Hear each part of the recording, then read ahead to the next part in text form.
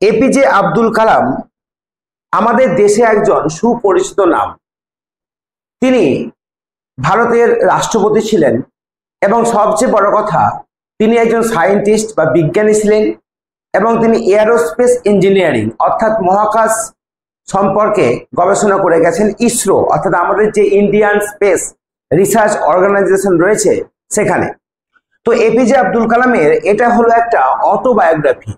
তোমরা জানো যে বায়োগ্রাফি মানে কি? বায়োগ্রাফি মানে হচ্ছে জীবনী। আর কোনো মানুষ যখন নিজেই তার জীবনী লেখে তখন তাকে আমরা বলি অটোবায়োগ্রাফি অর্থাৎ আত্মজীবনী। তাহলে এটা হলো আত্মজীবনীমূলক একটা লেখা এবং এটা নেওয়া হয়েছে wings of fire. APJ Abdul কালামের অটোবায়োগ্রাফি উইংস অফ ফায়ার যে গ্রন্থটি রয়েছে সেখান থেকেই আমাদের এই টেক্সটটি নেওয়া হয়েছে। তো চলো আমরা এবার শুরু করি এই গল্পটির লাইন বাই লাইন ব্যাখ্যা।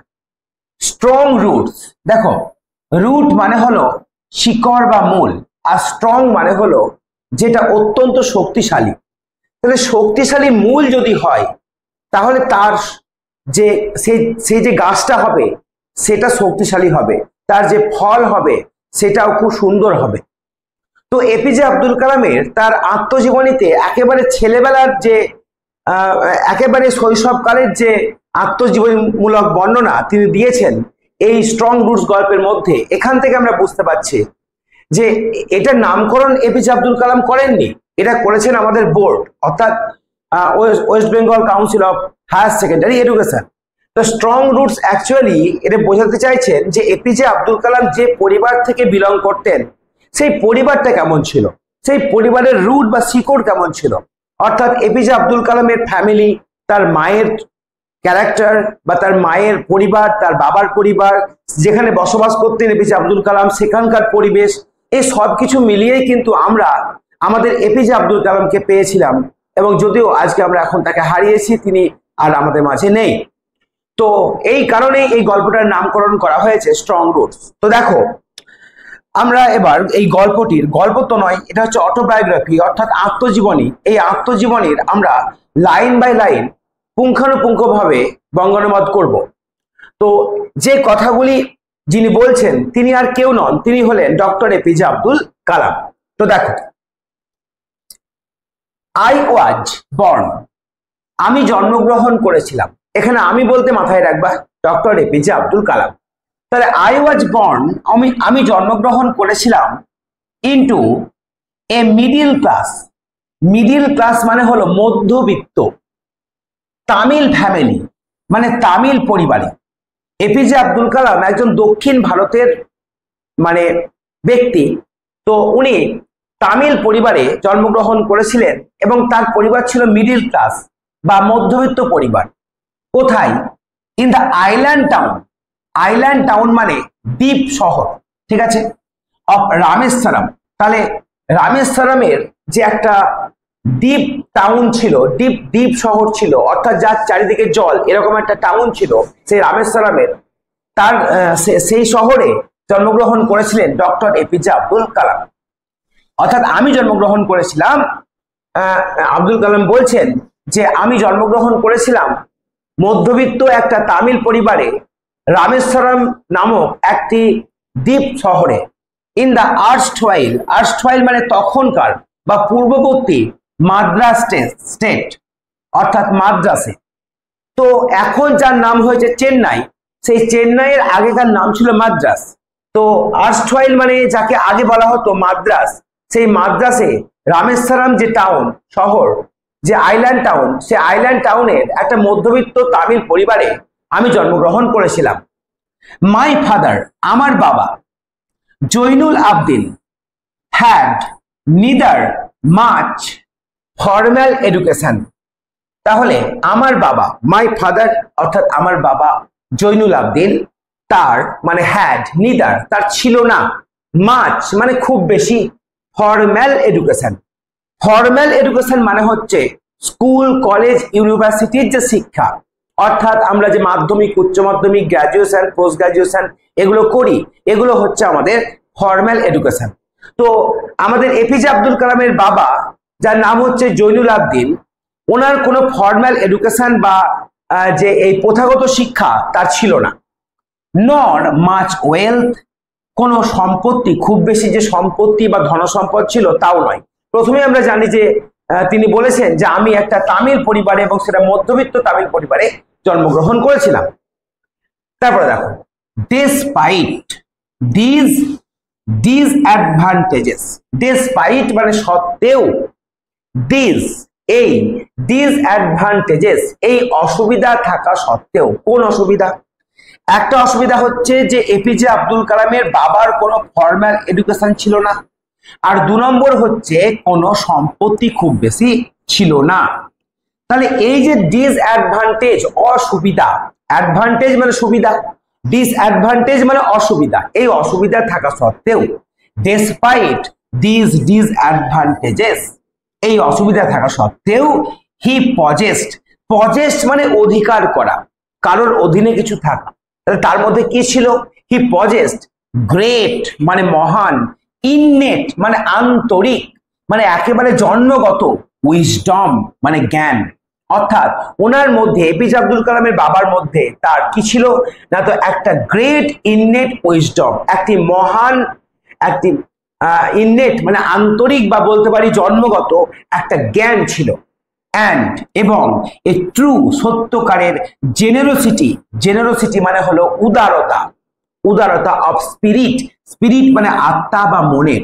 তাহলে আত্মা বা মনের একটা সত্যকারের উদারতা এবং একটা মহান যে আন্তরিক জ্ঞান বা বলতে পারি জন্মগত জ্ঞান তার মধ্যে ছিল। He had an ideal helpmate, তার ছিল একজন আইডিয়াল মানে আদর্শ হেল্পমেট মানে কি? সাহায্যকারী তিনি পেয়েছিলেন। কার মধ্যে? ইন মাই মাদার, আমার মা আসিয়াম্মা। তাহলে তিনি একজন আদর্শ সাহায্যকারী পেয়েছিলেন আমার মা আসিয়াম্মার মধ্যে। তো একটা পরিবার কিন্তু সবসময় মানে যে পুরুষদের উপর ভালো হয় তা কিন্তু নয়, বেশিরভাগ ক্ষেত্রে একটা পরিবার মেয়েদের জন্য ভালো হয়, আবার মেয়েদের জন্যই খারাপ হওয়ার সম্ভাবনা থাকে। তো দেখো যে এপিজে আব্দুল কালামের বাবা একজন কেমন মানুষ ছিলেন, তার খুব বেশি সম্পদ ছিল না, তার এডুকেশন ছিল না, কিন্তু তবুও তার মধ্যে ছিল আন্তরিক একটা জ্ঞান, তার মধ্যে একটা উদারতা ছিল, এবং সেটা সত্যকারের ছিল, এবং সেটা সম্ভব এই কারণে হয়েছিল যে তিনি একজন সাহায্যকারী পেয়েছিলেন, যিনি আদর্শ সাহায্যকারী তার যে মা আসিয়াম্মার মধ্যে, অর্থাৎ ওনার স্ত্রীর মধ্যে বা এপিজে আব্দুল কালামের মায়ের মধ্যে। I do not recall, Abdul Kalam বলছেন আই ডু নট রিকল মানে মনে করতে পারা। তাহলে আই ডু নট রিকল, আমি মনে করতে পারি না দ্য এক্সাক্ট নাম্বার, সঠিক সংখ্যা, এক্সাক্ট মানে সঠিক, নাম্বার মানে সংখ্যা, the exact number of people, অর্থাৎ সেই মানুষজনের সঠিক সংখ্যাটা আমার মনে নেই। কোন মানুষজন? সি ফেড, সি মানে তার মা আসিয়াম্মা, ফেড মানে খাওয়াতেন এভরি ডে প্রত্যেক দিন। অর্থাৎ এই যে এপিজে আব্দুল কালামের মা, উনি প্রত্যেক দিন কিন্তু অনেক মানুষকে খাওয়াতেন, তার যে এক্সাক্ট নাম্বার সঠিক সংখ্যা সেটা কিন্তু এপিজে আব্দুল কালাম মনে করতে পারছেন না। বাট কিন্তু আই এম কোয়াইট সার্টেন, আমি সম্পূর্ণরূপে নিশ্চিত যে দ্যাট ফার মোর আউটসাইডার্স, অনেক বেশি বাইরের লোক, খেতেন উইথ আস আমাদের সঙ্গে, দেন কার চাইতে?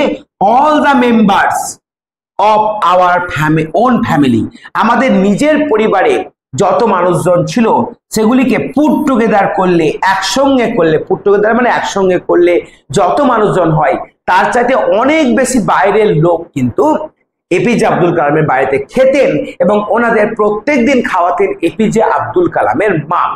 চিন্তা করো একবার, একটা মধ্যবিত্ত পরিবার এবং যার বাবার কোনো এডুকেশন সেভাবে নেই, যার কোনো সম্পত্তি বেশি নেই, সেই বাড়িতে তার মা অর্থাৎ আসিয়াম্মা কতজন মানুষজনকে, বাইরের মানুষকে খাওয়াতেন। তাহলে কোন জিনিসটা এপিজে আব্দুল কালাম দেখে এসেছিলেন?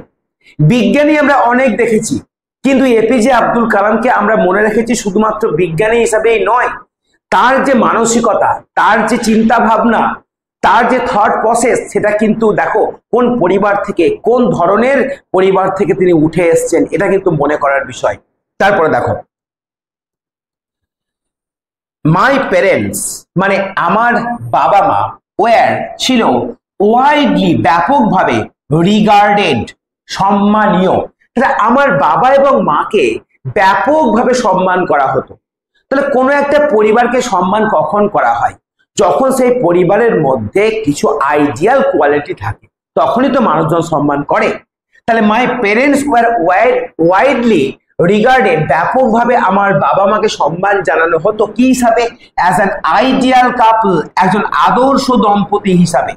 অর্থাৎ যেমন ছিল ওনার এপিজে আব্দুল কালামের বাবা ধার্মিক মানুষ, তেমনই ছিল কিন্তু এপিজে আব্দুল কালামের মা, যিনি প্রত্যেকদিন প্রচুর মানুষজনকে খাওয়াতেন। মাই মাদার্স লিনেজ, অর্থাৎ আমার মায়ের যে লিনেজ বা বংশ, ঠিক আছে, ও ছিল দ্য মোর ডিস্টিংগুইশড, অনেক বেশি সম্ভ্রান্ত। মানে ওনার মায়ের পরিবারটা একটু কিছুটা হলেও ডিস্টিংগুইশ ছিল, মানে কিছুটা আলাদা ছিল, বা বলতে পারো একটু উন্নত ছিল, ঠিক আছে। ওয়ান একজন অফ হার ফরবিয়ার্স, ফরবিয়ার্স মানে হলো তার যে পূর্বপুরুষ, অর্থাৎ ওনার মায়ের যে পূর্বপুরুষ এপিজে আব্দুল কালামের মায়ের, তাদের মধ্যে একজন হ্যাভিং বিন বেস্টোড, তাকে দেওয়া হয়েছিল। বেস্টো করা মানে হচ্ছে কোনো উপাধি দান দেওয়া, উপাধি দান করা। তাহলে তাকে উপাধি দেওয়া হয়েছিল দ্য টাইটেল অফ বাহাদুর, অর্থাৎ মানে ওই এপিজে আব্দুল কালামের মায়ের যে পরিবার, তাদের যে পূর্বপুরুষ রয়েছেন তাদের মধ্যে একজনকে মানে উপাধি দেওয়া হয়েছিল কি? বাহাদুর নামে। কাদের দ্বারা? বাই দ্য ব্রিটিশ, ব্রিটিশদের দ্বারা। অর্থাৎ যে সময় ভারতবর্ষ পরাধীন ছিলেন সেই সময় ব্রিটিশদের দ্বারা ওই ওনার মায়ের পরিবারের একজন পূর্বপুরুষদের মধ্যে একজনকে ব্রিটিশদের দ্বারা বাহাদুর উপাধি দেওয়া হয়েছিল।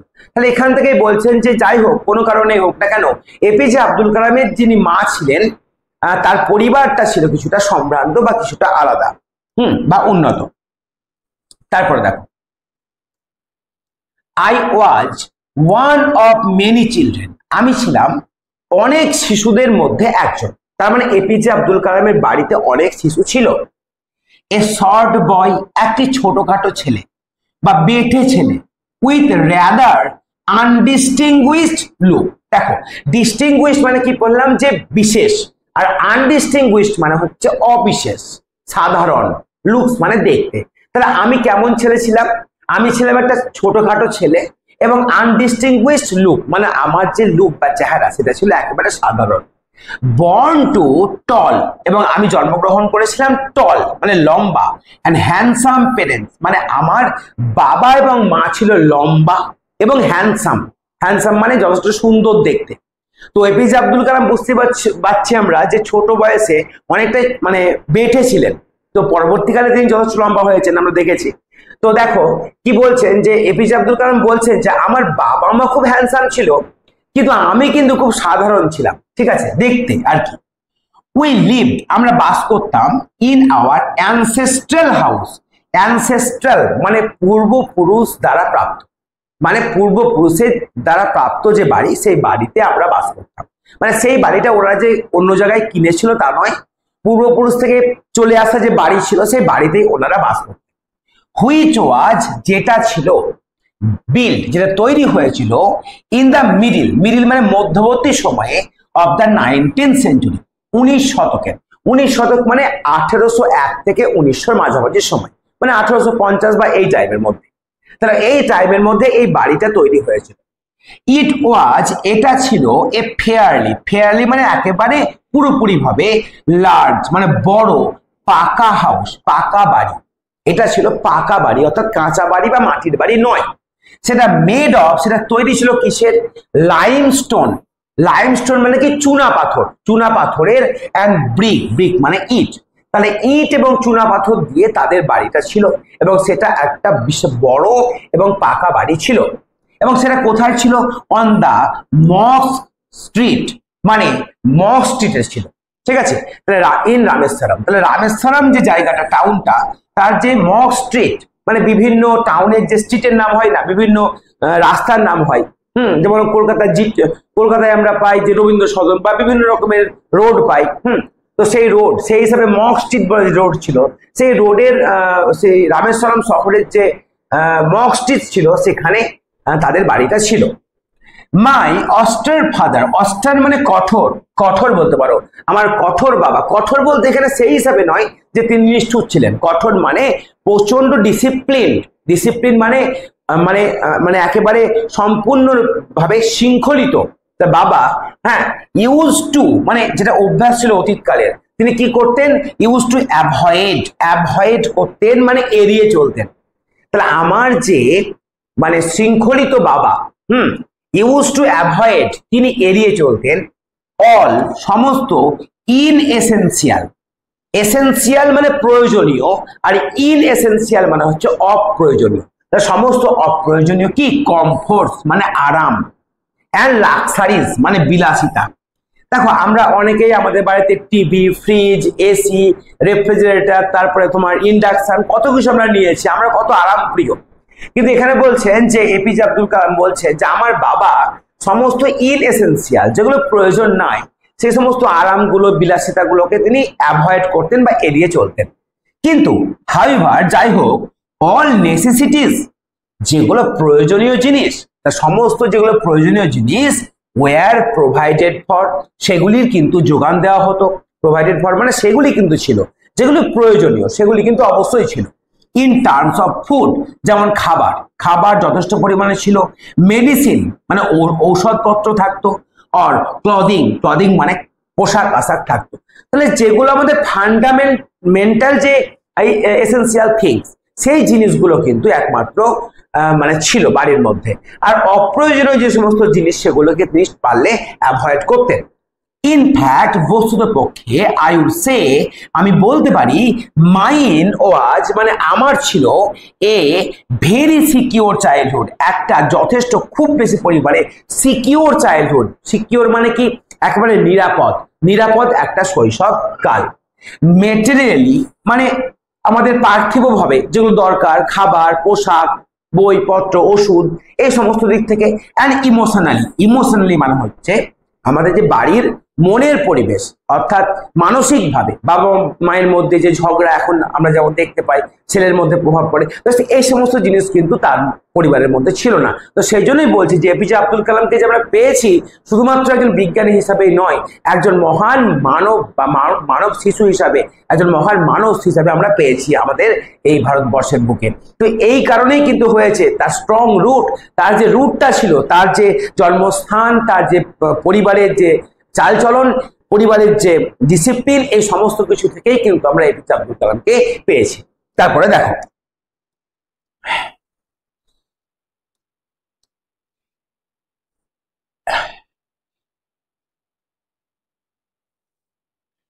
আই নর্মালি এট মানে আমি সাধারণত খেতাম উইথ মাই মাদার। কার সঙ্গে খেতাম? উইথ মাই মাদার, আমার মায়ের সঙ্গে খেতাম। এবং সেটা কোথায়? সিটিং অন, বসে। কার উপরে বসে? The floor. ফ্লোর মানে মেঝে, তাহলে মেঝেতে বসে আমরা খেতাম। হ্যাঁ, আমার মায়ের সঙ্গে আমি খেতাম অফ দ্য কিচেন। কিচেন মানে রান্নাঘর, তাহলে রান্নাঘরের মেঝেতে বসে আমি সাধারণত আমার মায়ের সঙ্গে খেতাম। সি উড প্লেস, তিনি আমাকে দিতেন এ ব্যানানা লিফ মানে একটি কলা পাতা। ব্যানানা মানে কলা, লিফ মানে পাতা, তাহলে একটা কলা পাতা আমাকে দিতেন বিফোর মি, আমার সামনে। আমরা জানি যারা আগেকার মানুষ বা আমরাও ছোটবেলায় কলা পাতায় খেয়েছি, তো কলা পাতা আমার সামনে দিতেন। অন হুইচ, এবার যার ওপরে, সি দেন ল্যাডেলড রাইস। ল্যাডেল মানে হাতা দিয়ে তুলে ঢালা, হাতা দিয়ে তুলে ঢালতেন রাইস মানে ভাত।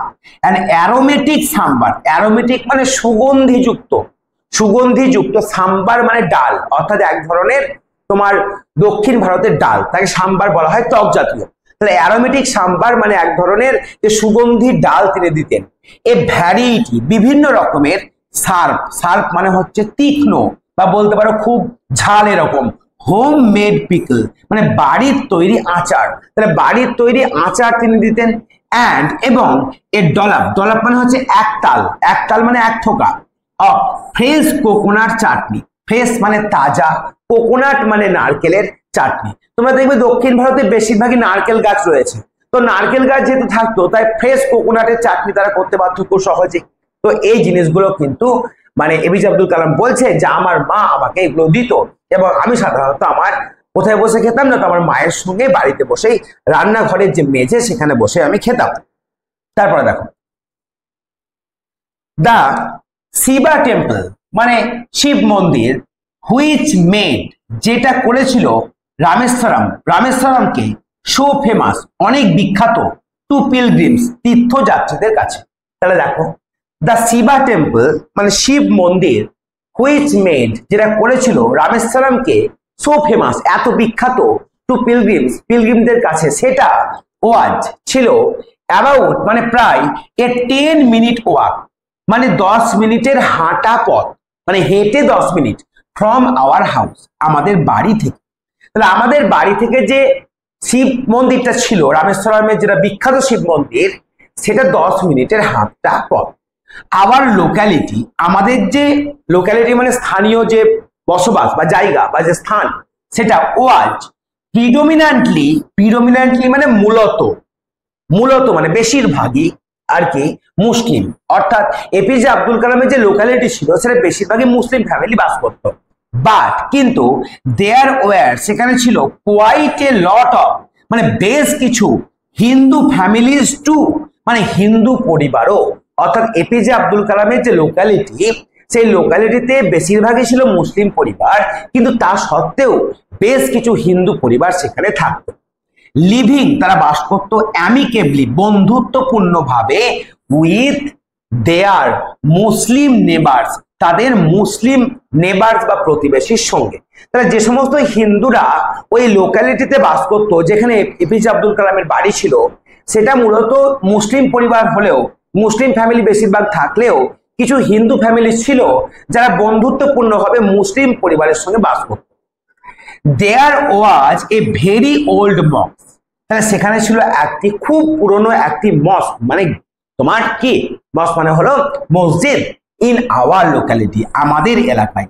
হোয়ার যেখানে মাই ফাদার মানে আমার বাবা উড টেক মি আমাকে নিয়ে যেতেন ফর ইভিনিং প্রেয়ার সন্ধেবেলাকার প্রার্থনার জন্য বা নামাজের জন্য।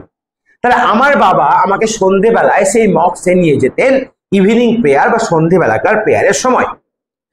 I had not the faintest idea. I had not আমার ছিল না the faintest মানে সামান্যতম আইডিয়া মানে ধারণা। কিসের ধারণা? of the meaning সেই অর্থের ধারণা। of the Arabic prayer সেই যে আরবিক মানে আরবি ভাষায় যে প্রেয়ার যেটা চ্যান্টেড গান করা হতো, গানের আকারে বলা হতো, সেই প্রেয়ারটার যে অর্থ তার সামান্যতম মিনিং বা ধারণা আমার কিন্তু ছিল না। বাট কিন্তু আই ওয়াজ টোটালি কনভিন্সড আমি সম্পূর্ণরূপে বিশ্বাস করতাম, কনভিন্সড মানে আমি সম্পূর্ণরূপে বিশ্বাস করতাম দ্যাট যে দে মানে সেই প্রেয়ারগুলি বা সেই প্রার্থনাগুলি যেগুলি আরবি ভাষায় বলা হতো সেটা রিচড গড সেটা ঈশ্বরের কাছে অবশ্যই পৌঁছাতো। এই বিশ্বাস কিন্তু ডক্টর এপিজে আব্দুল কালামের ছিল। হোয়েন যখন মাই ফাদার আমার বাবা কেম আউট বেরিয়ে আসতেন অফ দ্য মস্ক মানে সেই মসজিদ থেকে আফটার দ্য প্রেয়ার্স মানে সে প্রার্থনার পর বা বলতে পারো নামাজের পরে, পিপল মানুষজন অফ ডিফারেন্ট রিলিজিয়ান্স বিভিন্ন ধর্মের, তাহলে বিভিন্ন ধর্মের মানুষজন উড বি সিটিং আউটসাইড তারা বাইরে অপেক্ষা করতো, তারা বাইরে বসে থাকতো ওয়েটিং ফর হিম তার জন্য অপেক্ষা করত। কেন? দেখো, মেনি অফ দেম তাদের অনেকেই, মেনি মানে অনেকেই, অফ দেম মানে তাদের অনেকেই অফার্ড বাউলস মানে বাটি অফার করত অফ ওয়াটার তারা অনেকেই জলের বাটি দিত টু মাই ফাদার আমার বাবাকে। হু উড ডিপ মানে ডোবানো, যে ডোবাতো মানে যিনি ডোবাতেন মানে আমার বাবা কি করতেন? ডোবাতেন হিজ ফিঙ্গার টিপস তার আঙুলের ডগা ইন দেম সেই বাটিগুলির মধ্যে যে জল রয়েছে সেই জলের মধ্যে, অ্যান্ড সে এ প্রেয়ার এবং একটি প্রার্থনা করতেন। তো তোমরা দেখেছো যে অনেকে এখনো দেখবে রয়েছে, যদিও এটা আমরা কুসংস্কার বলি কিন্তু সবসময় কুসংস্কারকে আমরা মানে কুসংস্কার বলতে পারি না। কিছু ক্ষেত্রে না আমাদেরকে মানতে হয় যে অ্যাকচুয়ালি প্রেয়ারে একটা শক্তি রয়েছে, একটা যে ভাইব্রেশন সেটা কিন্তু রয়েছে। তো এপিজে আব্দুল কালামের বাবা সেই ওই জলের মধ্যে তার আঙুলটা ডুবাতেন, ঠিক আছে, এবং আঙুলটা ডুবিয়ে প্রার্থনা করতেন, যাকে আমরা এখনো বলি জল পড়া তেল পড়া, এরকম বলি না, জল পড়া তেল পড়া, সেরকম ব্যাপার আর কি। This water was then carry, এই জলটা তারপর নিয়ে যাওয়া হতো, ক্যারিড মানে নিয়ে যাওয়া হতো, হোম মানে বাড়িতে, ফর ইনভ্যালিডস, ইনভ্যালিডস মানে যারা অসুস্থ, তাহলে যে সমস্ত মানুষজন অসুস্থ তাদের জন্য এই জল নিয়ে যাওয়া হতো, ঠিক আছে। আই অলসো রিমেম্বার, আমার এটাও মনে আছে, পিপল মানুষজন ভিজিটিং আওয়ার হোম, আমাদের বাড়ি আসতো, ভিজিট করতো মানে আমাদের বাড়ি আসতো, টু অফার থ্যাঙ্কস মানে ধন্যবাদ জানাতে, ধন্যবাদ জানাবার জন্য, আফটার বিইং কিওর্ড, বিইং মানে হয়ে যাওয়ার পর, কিওর্ড মানে সুস্থ, তাহলে মানুষজন সুস্থ হয়ে যাওয়ার পর ধন্যবাদ জানাতে অনেক মানুষ কিন্তু আমাদের বাড়ি আসতো। ফাদার অলওয়েজ স্মাইল, বাবা সবসময় হাসতেন, অলওয়েজ মানে সবসময়, স্মাইল মানে হাসতেন, অ্যান্ড আস্ক দেম তাদেরকে বলতেন, আস্ক মানে এখানে জিজ্ঞেস করা নয় বলা, তাদেরকে বলতেন টু থ্যাঙ্ক ধন্যবাদ জানাতে আল্লাহ, আল্লাহকে, দ্য মার্সিফুল দয়ালু, অর্থাৎ সর্বশক্তিমান সেই মার্সিফুল সেই দয়াবান আল্লাহকে ধন্যবাদ জানাবার জন্যই তিনি সবসময় বলতেন, ঠিক আছে। তারপরে দেখো highest priest, highest high priest অর্থাৎ যিনি প্রধান পুরোহিত, প্রিয়েস্ট মানে হলো পুরোহিত, অফ রামেশ্বরম টেম্পল, সেই রামেশ্বরম মন্দিরের যিনি প্রধান পুরোহিত তার নাম ছিল পক্ষী লক্ষ্মণা শাস্ত্রী, অর্থাৎ পক্ষী লক্ষণ শাস্ত্রী বাংলায় বলতে পারি। ওয়াজ এ ভেরি ক্লোজ, খুব কাছের, এটা লুজ হবে না ক্লোজ হবে, ভেরি ক্লোজ ফ্রেন্ড, খুব কাছের বন্ধু, অফ মাই ফাদার্স আমার বাবার, অর্থাৎ যে highest priest of Rameswaram temple, Rameswaram মন্দিরের যিনি প্রধান পুরোহিত যার নাম ছিল পক্ষী লক্ষ্মণা শাস্ত্রী, পক্ষী লক্ষণ শাস্ত্রী, ওয়াজ এ ভেরি ক্লোজ ফ্রেন্ড, খুব কাছের বন্ধু ছিলেন, অফ মাই ফাদার্স আমার বাবার। One of the most vivid memories, one মানে একটা, অফ দ্য মোস্ট সবচেয়ে বেশি, ভিভিড মানে স্পষ্ট, মেমোরিজ মানে স্মৃতি, তাহলে সবচেয়ে বেশি স্পষ্ট স্মৃতিগুলির মধ্যে একটি, অফ মাই আর্লি চাইল্ডহুড আমার অতি শৈশবের যে সবচেয়ে যে ভিভিড যে স্পষ্ট যে ছবি আমার মধ্যে রয়েছে তার মধ্যে একটি হলো সেটা হলো অফ দ্য টু মেন, এই দুজন মানুষ, একজন আমার বাবা এবং একজন হলেন এই রামেশ্বরম টেম্পলের যে প্রধান পুরোহিত, তাদের মধ্যে ইচ তারা দুজনে প্রত্যেকে ইন ট্র্যাডিশনাল অ্যাটায়ার, ট্র্যাডিশনাল মানে একদম প্রথাগত, অ্যাটায়ার মানে পোশাক, অর্থাৎ এই যে পক্ষী লক্ষণ শাস্ত্রী একজন হিন্দু, তো তিনি হিন্দু ধর্মের যে পোশাক যেমন গেরুয়া বস্ত্র পরতে পারে হয়তো, আর এপিজে আব্দুল কালামের বাবা হয়তো টুপি সাদা পাঞ্জাবি এগুলো পরতে পারে। তো এই ট্র্যাডিশনাল অ্যাটায়ারে তারা বসে ডিসকাসিং, তারা কি করতো, ডিসকাস করতো, আলোচনা করতো স্পিরিচুয়াল ম্যাটার্স, স্পিরিচুয়াল মানে আধ্যাত্মিক ম্যাটার্স মানে বিষয়সমূহ। তাহলে আমার বাবা একজন মুসলিম এবং তার যে বন্ধু পক্ষী লক্ষণ শাস্ত্রী একজন হিন্দু, তারা দুজনে একসঙ্গে বসে দুজনের মধ্যে যে আলোচনা চলতো সেটা হচ্ছে আধ্যাত্মিক আলোচনা। তাহলে ভাবো আমরা হিন্দু মুসলিমের মধ্যে ঝগড়া তৈরি করি যে আমার ধর্ম সেরা, ও বলে আমার ধর্ম সেরা, এরকম ব্যাপার কিন্তু ছিল না। তাই বুঝতে পারছো যে এপিজে আব্দুল কালাম কিন্তু এপিজে আব্দুল কালাম যে হয়েছেন তার মূলেও কিন্তু এইগুলো, ঠিক আছে। তারপর দেখো হোয়েন যখন আই ওয়াজ ওল্ড এনাফ, আমি যথেষ্ট বড় হলাম, টু আস্ক কোশ্চেন প্রশ্ন জিজ্ঞেস করার মতো, তখন যখন when I was old enough আমি যথেষ্ট বড় হলাম, টু আস্ক কোশ্চেন প্রশ্ন জিজ্ঞেস করার মতন, আই আস্কড মাই ফাদার আমি আমার বাবাকে জিজ্ঞেস করলাম, অ্যাবাউট মানে সম্পর্কে, কি সম্পর্কে, দ্য রিলেভ্যান্স মানে প্রাসঙ্গিকতা, কিসের প্রাসঙ্গিকতা, অফ প্রেয়ার মানে প্রার্থনার বা নামাজের, তাহলে প্রার্থনা বা নামাজের কি প্রাসঙ্গিকতা, কি জন্য আমরা প্রার্থনা করি, এই কথাটা তিনি জিজ্ঞেস করলেন, অর্থাৎ এপিজে আব্দুল কালাম তার বাবাকে জিজ্ঞেস করেছিলেন। মাই ফাদার টোল্ড মি আমার বাবা আমাকে বলেছিল, অর্থাৎ এপিজে আব্দুল কালামের বাবা তাকে বলেছিল যে দেয়ার ওয়াজ নাথিং মিস্টেরিয়াস কোনো রহস্য লুকিয়ে নেই, অ্যাবাউট প্রেয়ার প্রার্থনাকে ঘিরে বা নামাজকে ঘিরে কোনো রকমের কোনো রহস্য এখানে নেই। আমরা যারা এখনকার পুরোহিত বা এখনকার যারা মানে মৌলবী তারা মানে একটা জটিল বিষয় করে তুলে ব্যাপারটাকে, কিন্তু তিনি কি বলছেন দেখো, তার বাবা বলতেন যে এই প্রার্থনার মধ্যে যে জটিল ব্যাপার রয়েছে তা কিন্তু নয়, এমন নয় যে মিস্টেরিয়াস কোনো অবোধগম্য বা কোনো রহস্যময় জিনিস লুকিয়ে আছে এরকম ব্যাপার নয়, প্রার্থনা মোটা সেটা নয়, র্যাদার বরং প্রেয়ার মেড পসিবল, প্রার্থনা কি করে তোলে? সম্ভব করে তোলে। এ কমিউনিয়ন, একটা আদান প্রদান, একটা ভাবের আদান প্রদান, একজনের সঙ্গে অন্যজনের যে কথাবার্তা, যে কমিউনিকেশন, সেটা করে। অফ দ্য স্পিরিট, স্পিরিট মানে বলতে পারো আমাদের মন, আমাদের যে আত্মা, হ্যাঁ, বিটুইন পিপল, মানুষজনের মধ্যে। অর্থাৎ মানুষজন যখন প্রেয়ার করে তখন সে কি করে? তার মন সম্পূর্ণরূপে ঈশ্বরের উদ্দেশ্যে বা আল্লাহর উদ্দেশ্যে সঁপে দেয়। তো এর ফলে কি হয়? একটা কমিউনিয়ন তৈরি হয়, একটা ভাবের আদান প্রদান তৈরি হয় মানুষজনের মধ্যে, কার সঙ্গে? পরমাত্মার সঙ্গে। তারপরে দেখো, হোয়েন, যখন, ইউ প্রে, যখন তুমি প্রার্থনা করো, হি সেড, তিনি বললেন যখন তুমি প্রার্থনা করো, অ্যাকচুয়ালি প্রার্থনা করা মানে আর কিছুই নয়, নিজেকে সম্পূর্ণরূপে ঈশ্বরের চরণে দিয়ে দেওয়া, ঠিক আছে? তাই বলছে দেখো, he said you transcend your body, তখন তুমি কি করো জানো? তখন তুমি তোমার শরীরকে ছাপিয়ে যাও, শরীরের ঊর্ধ্বে উঠে যাও, ঠিক আছে?